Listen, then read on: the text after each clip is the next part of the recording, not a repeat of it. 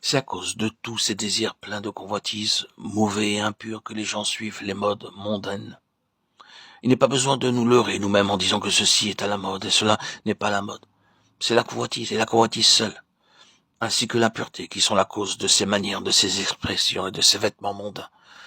Ce n'est pas la mode. Les cœurs sont devenus impurs et remplis de mal. Les fabricants qui veulent faire connaître leurs produits utilisent des images pleines de convoitise. Nous ne pouvons pas éviter de les voir. Les musiques modernes, les images, les livres modernes, les magazines sont luxurieux, les habitudes sont pleines de convoitise. Et l'habillement moderne qui habille à moitié la personne sont honteuses. Si nous allons après le monde, n'espérons pas être qualifiés pour le royaume de Dieu. Nous serons séduits par les gens mondains, mais grâce soit rendue à Dieu pour la grâce qu'il nous a donnée de nous conserver sans souillure et de préserver nos vêtements de toute tache du monde, sinon nos pensées seraient souillées. Si nous allons après le monde, nous ne pouvons pas parler librement, ni rendre témoignage hardiment, ni nous concentrer sur la parole de Dieu. C'est l'expérience à vivre. Vivre une vie de complète séparation dans notre façon de nous habiller, dans nos manières, nos habitudes, notre comportement.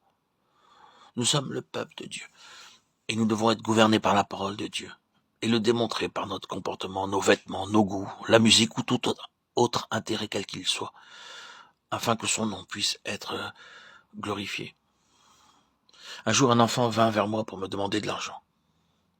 Je lui dis, pourquoi veux-tu de l'argent? Il répondit, je vais aller au cinéma. D'accord, prie pour l'argent, lui dis-je. Il dit alors, mais pouvons-nous prier pour une chose que nous savons être mauvaise? Lorsque cet enfant commença à prier, il dit, ma langue ne remue pas. Il n'était qu'un petit enfant, mais il savait que c'était mauvais. Pouvons-nous demander au Seigneur, Seigneur, est-ce que ton nom est glorifié par mon vêtement, par mon chapeau, par le fait que je vais au cinéma? Nous devons vivre une vie de séparation, même si l'on se moque, si l'on nous ridiculise, et si l'on rit de nous, parce que nous sommes un peuple saint,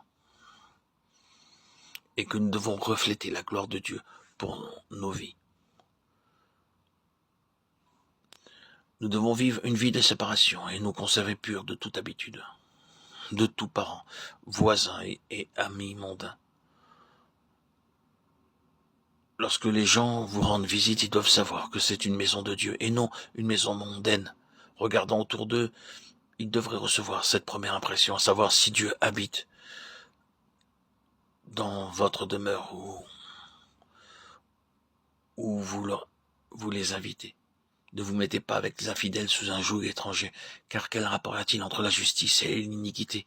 Ou qu'y a-t-il de commun entre la lumière et les ténèbres? Quel accord y a-t-il entre Christ et Bélial? Ou quelle part a le fidèle avec l'infidèle? Quel rapport y a-t-il entre le temple de Dieu et les idoles? Car nous sommes le temple du Dieu vivant, comme Dieu l'a dit. J'habiterai, je marcherai au milieu d'eux. Je serai leur Dieu, et ils seront mon peuple. C'est pourquoi sortez du milieu d'eux et séparez-vous, dit le Seigneur. Ne touchez pas ce qui est impur, et je vous accueillerai. 2 Corinthiens 6, 14, 17.